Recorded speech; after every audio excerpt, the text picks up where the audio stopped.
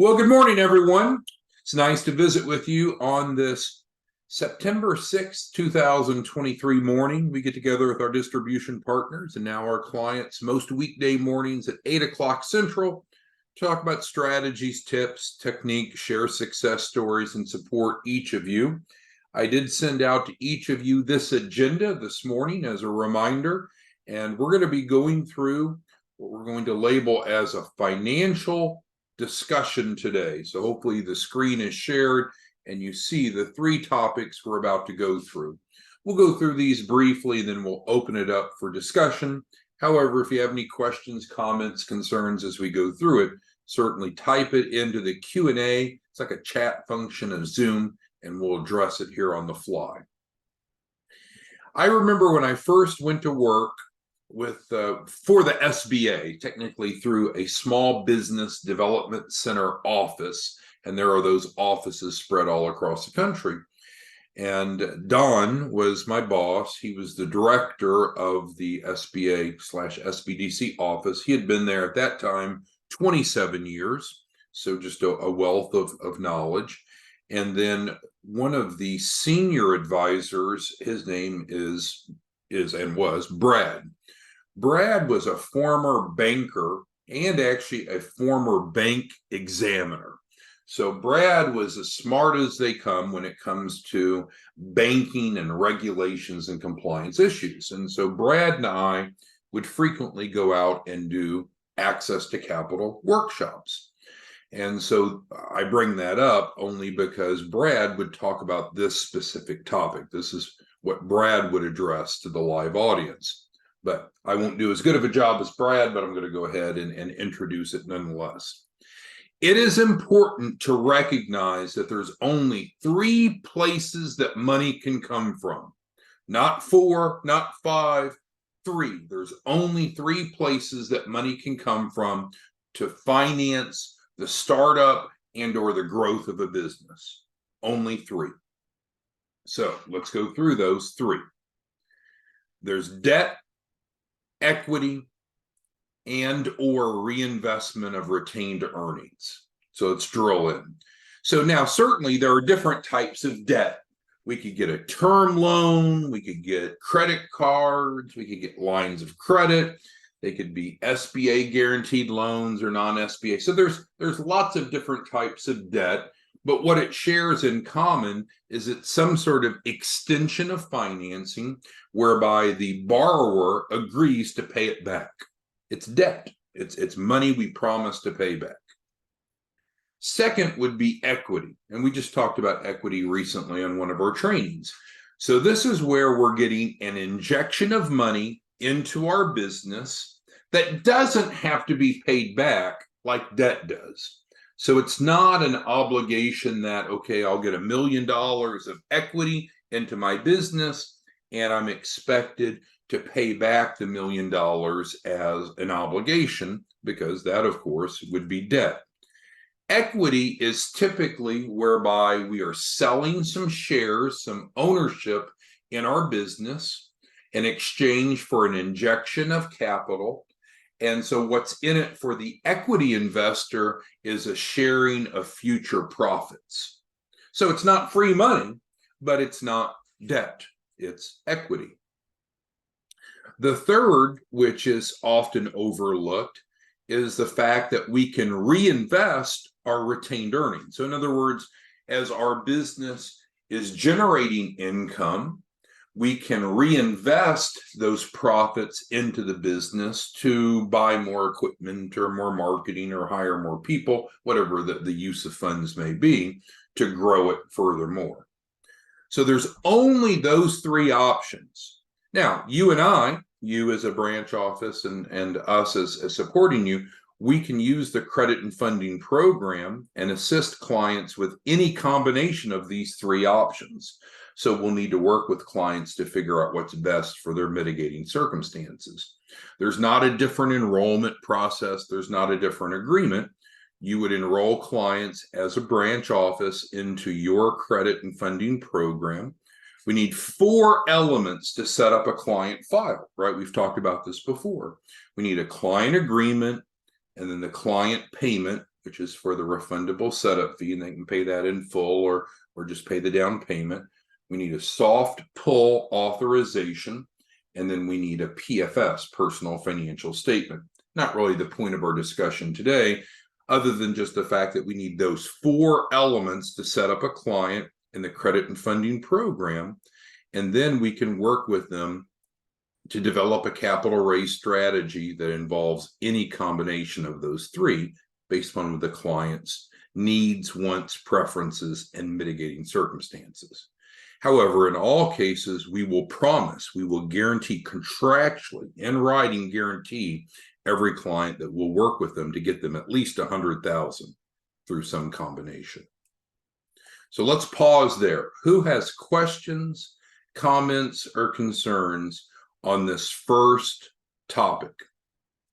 And it's the goal of topic 1 is to bring to your attention that there's only 3 ways to get money to start or grow a business: either debt and or equity and or reinvestment of retained earnings.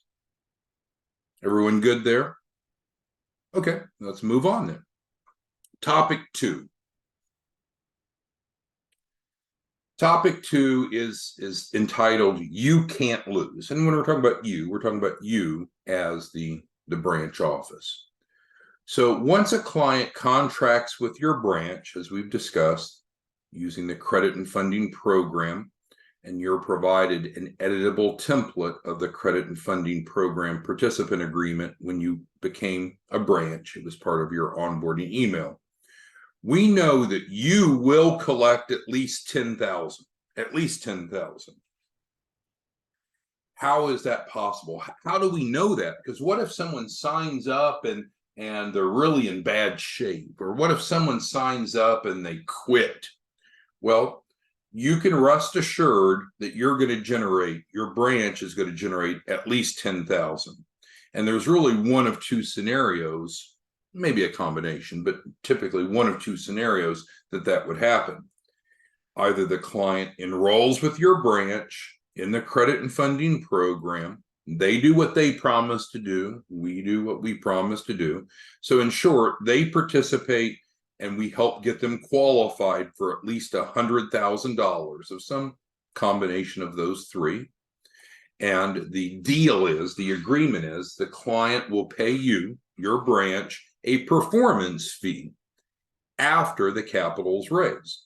Now, the amount of the performance fee is something that you determine, not us. The default is a 10% performance fee. Some of you have increased that to be a higher amount, and that's fine. The highest we've seen is 50%.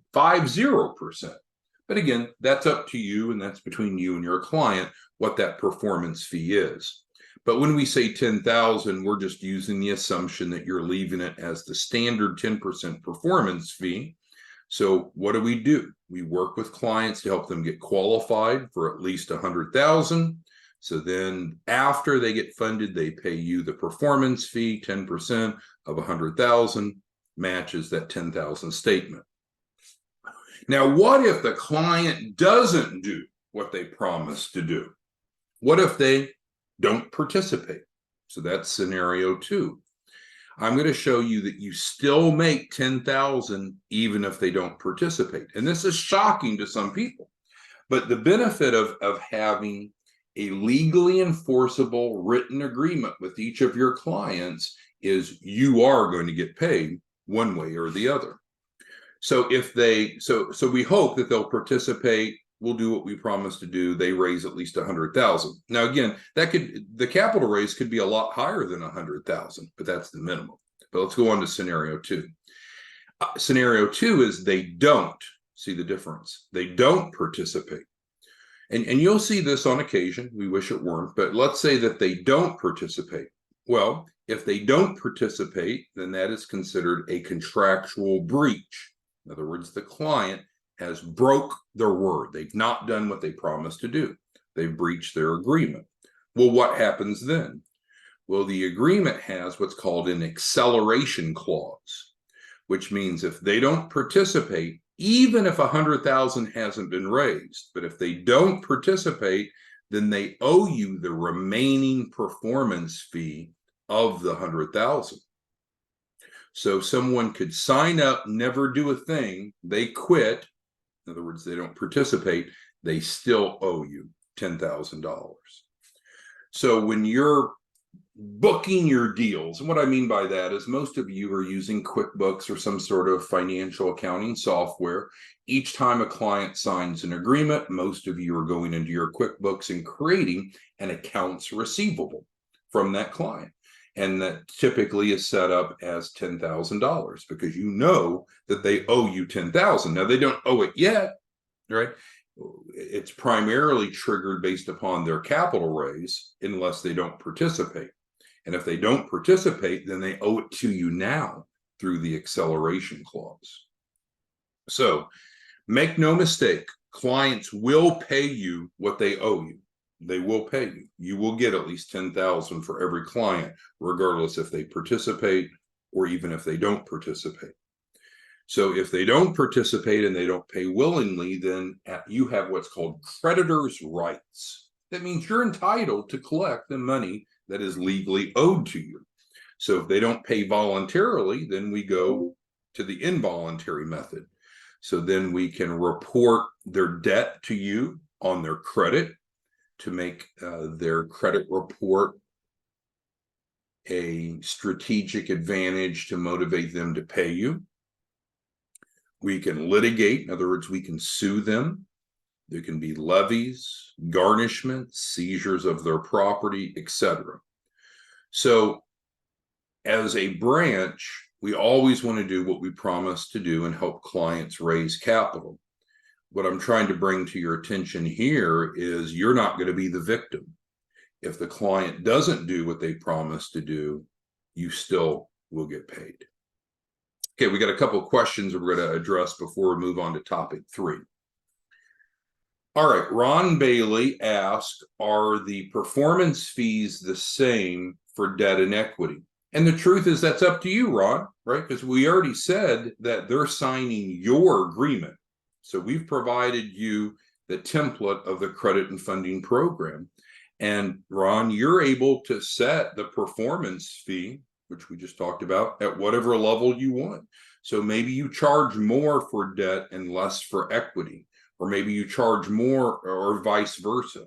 Maybe you do some sort of tiered approach that it's 10% performance fee for the first 100,000, and then maybe it drops down to 8% from 100,000 to 1 million, and maybe it drops to 6% for $1 million more. I mean, it's up to you, Ron. It's completely up to you. That's the beauty of you running your own branch. You're the CEO. You determine the fee structure for your clients. But the norm is just leaving it as a flat 10%. Think about if you and I were realtors, and I'm not smart enough to be a realtor and never have been one, but Ron, if you and I were realtors and someone came to us and said they wanted to buy a house, well, we want to work with the client in whatever house circumstances matches their needs and wants and preferences. But the bigger the house, the more expensive the house, the better, right? They're getting a bigger house and you and I are making a bigger real estate commission. Here, the larger the capital raise, the better for the client and the better for you. All right, thank you, Ron, for that. Now, Sylvia asks, she says, so all of the 100K is not actual money or loan, and then she has a shrugging shoulder emoji.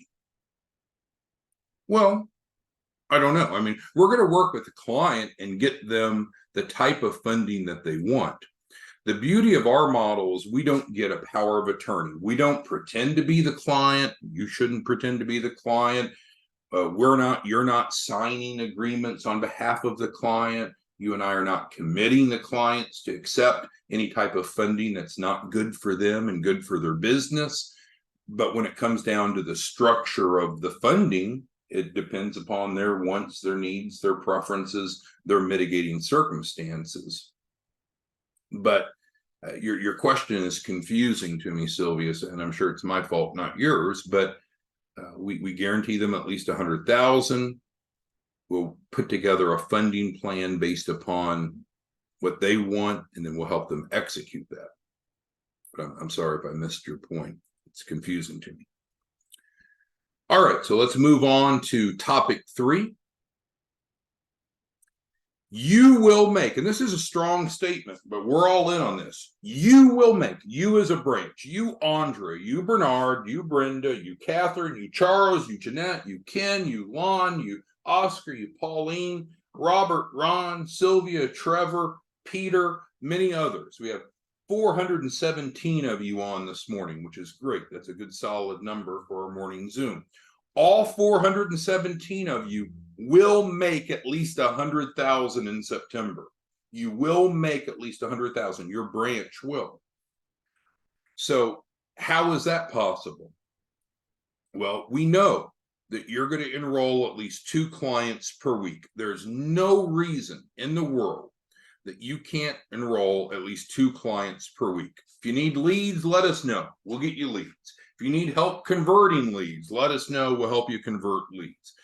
There's so much need. There's so much demand in the marketplace by people, we'll call them entrepreneurs, small business owners, that want to need money to start or grow a business. There's an immense need. And there's a lot of those people who are imperfect. They're not qualified right now. And that makes them a perfect fit for what you and I do with a credit and funding program. Because what we do is we take imperfect people that are unqualified for 100,000, work with them legally and ethically to help them meet the qualifications through the 3 C's, credit, collateral, capacity, to qualify for at least 100,000. So there's no reason, there's no acceptable reason why you can't enroll at least 2 clients per week. So let's do the math then. So you're collecting a $2,000 refundable setup fee, or whatever you want that to be, or if you're wanting to help the client finance it, you can do that. But in general, you're generating 12 plus the performance fee on the back end. So you have normally $2,000 on the front end, refundable setup fee, normally 10% performance fee on the back end. Now, again, we're talking gross income, and we're talking about the accrual method of accounting. So while that client is worth at least 12,000 to you, to your branch, that shouldn't be misrepresented to say, oh, you're going to get 12,000 day one each time a client enrolls. That's not the deal. So the deal is the client pays the refundable setup fee up front. If they need to finance it, they can finance it, but that's still owed to you. And then they're promising to work to raise at least 100,000. We're promising to help them raise at least 100,000, and so that's 10%, 10,000 in the back end. So 12,000 gross income per client. We do that for 8 clients a month. The reason we use that math is 2 clients per week. There's an average of 4 weeks per month. 4 times 2 is 8. So 8 clients a month times the 12,000 puts you at 96,000. Now, granted, I made a rounding error. 96,000 I know is technically not 100,000, but it's so close, we're going to go with that. And it sounds better when I say that you'll make at least 100,000 a month than saying you'll make at least 96,000 a month, but you see the math. Now, what's really important is highlighted here. So if you're multitasking or doing other things, if you can just focus in on this part of the discussion for a moment. So when each of you enrolled as a branch, we offered to waive your branch license fee perpetually. We do not want any of you to pay your branch license fee. But there's a deal that we made. And that deal is that you would enroll at least 2 clients per week.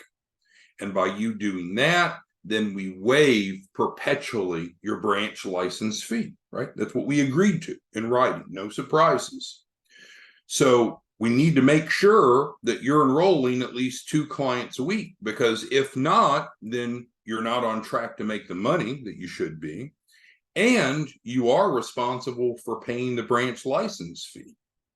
So we don't want you to pay the branch license fee. We want to waive that perpetually. But the deal that we made in writing is that you would enroll at least 2 clients per week. I sometimes talk to some of you, not all of you, but some of you, And some of you sign up and then take a real relaxed attitude. And it's like, well, okay, we can be relaxed about this if you want, but this is designed to help you make at least $100,000 a month. But it's predicated on your participation, your performance, doing what you promised to do. And so we just want to go into this eyes wide open that if you're not doing what you promised to do, you're not enrolling at least 2 clients a week, then you owe the license fee. So just be aware of that.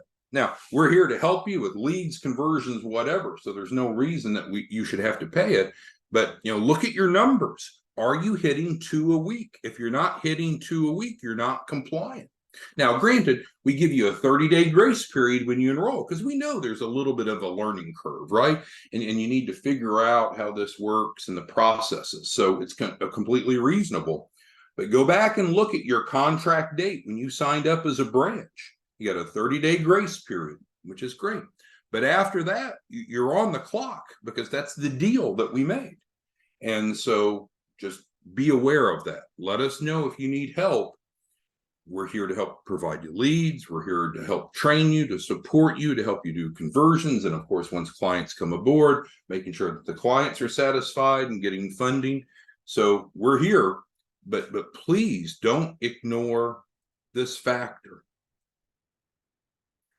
Okay, so with that being said, let's go to your questions, comments, concerns. Ron Bailey says, amen. Thank you, Ron.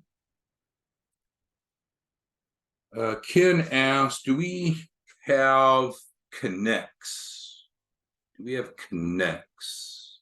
I think he means maybe connections. Do we have connections for setting up legal entities? Absolutely, yeah. So enroll the client, and we can provide them the setup if needed. And so, again, there's no prerequisites for people enrolling in the credit and funding program. They could have a business, they could not have a business, it could be profitable, it could be unprofitable, they could have good credit, they could bad credit. None of those are requirements. And so, yes, once you onboard a client, you and I will have a discussion, and we'll look at the client circumstances. And if they don't have a business entity created and they want business funding, then we will help them create a business entity. So we are that resource. Thank you, Ken, for that. Ron says he needs leads. Okay, so anyone that needs leads, again, I've told you before, I'm not the best multitasker. So if you need leads, once you've sent in one deal, once you've done at least one deal on your own, and could even be yourself, then we can put you into the lead flow. And we've had a number of you, Matt, including this morning, that we've given too many leads to. We've had a number of you say, stop, I can't handle that many leads. So if you need leads, you need 100 leads. I'll get you 100 leads today. But you first have to get your first client signed up so you know the process, because it's not fair to us to burn through a bunch of leads if you've not figured out what to do. But you need to preferably email us and let us know that you need leads. And we have more than enough leads, because there's many entrepreneurs, small business owners, individuals that want and need capital, and we get plenty of leads. So we can help you with leads, but you got to email us, not just ask here on the fly. All right, so who else has questions, comments, concerns on what we've discussed today? We've covered 3 financial discussion topics. We've talked about the 3 methods to access capital. Everything fits into one of 3 buckets. There's only 3 buckets. It's either debt-based, equity-based, or reinvestment of retained earnings.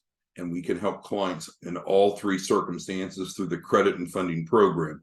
The front-end enrollment is the same. Get them enrolled, collect their refundable setup fee, help them complete the PFS, help them complete the soft pull authorization. Then we can get to work and figure out what combination of these might fit the client circumstances. The second topic we just assured you is you're not going to come out on the losing end. Every client that you get under contract, you will make at least $10,000 off of. They can either participate and they pay voluntarily, or we can collect the money involuntarily from them if needed. And then thirdly is a reassurance and a clarification. This, and I realize for a lot of you, this is a part-time side gig. I realize for a lot of you, an extra $100,000 a month isn't a big deal. It's not life-changing. But for the average person, that's a good side gig, right? There's some people that don't make $100,000 in a year, and you absolutely should be making it every month. And we've talked about how that's possible.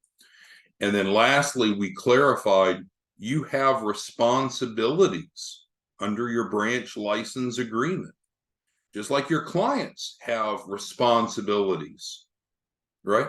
You have responsibilities, and it's crucial that you're aware of that. And then if you're not meeting your performance standards, which you promised to do after that 30-day grace period, let us know and we'll figure out what we need to do to get back on track. But just understand, you've promised to pay the branch license agreement if you're not meeting those performance standards. But we don't want you to pay the license fee.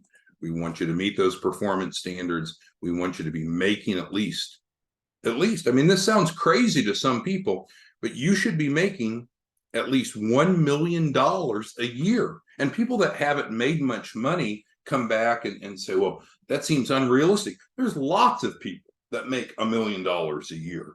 You should be one of them, starting now, not starting some point in the future, starting this month in September. And that doesn't mean you make $1 million today. That's too good to be true. But we certainly need to start with making 100,000 in September. That's what we should be focused on. How do we accomplish that? 2 clients a week minimally. Now, we'd love the goal to be 1 a day, 30 a month, and that gives us some cushion. But it's a mathematical formula. We guarantee it. We'll work with you. You just got to do your part.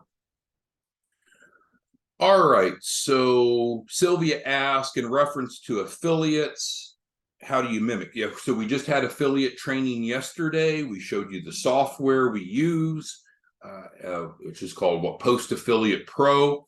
And so you're more than welcome to replicate or duplicate or mimic our affiliate model. You can get with Post Affiliate Pro, just like we showed you on training yesterday, Sylvia, and they'll get you set up. Let's see. Ron says 1 cent with 4 requirements, including payment. So I will email you. Okay, great. Look forward to that.